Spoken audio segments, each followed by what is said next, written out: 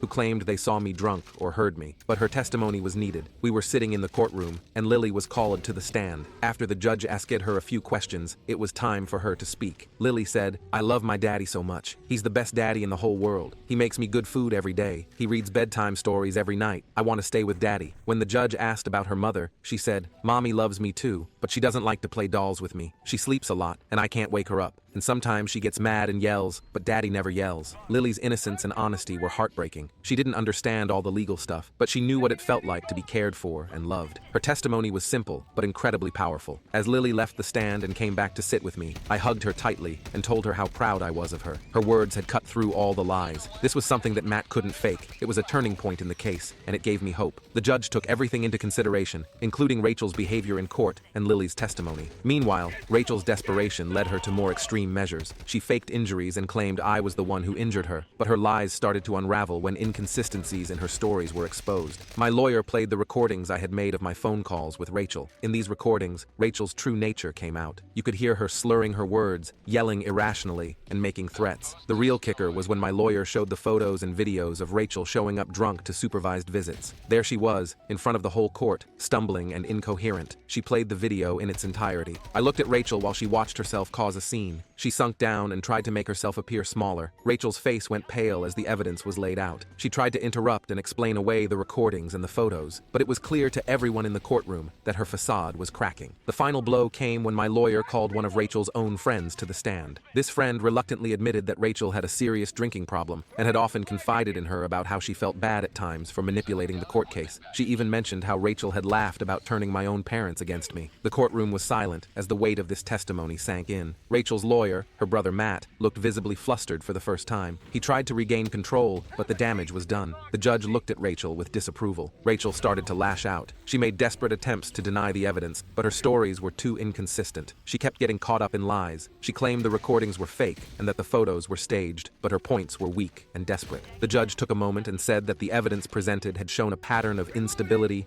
and dishonesty that could not be ignored. It was like music to my ears. Rachel's lies were unraveling right before her eyes, and there was nothing she could do to stop it. For the first time, I felt a bit of hope that Lily could stay with me.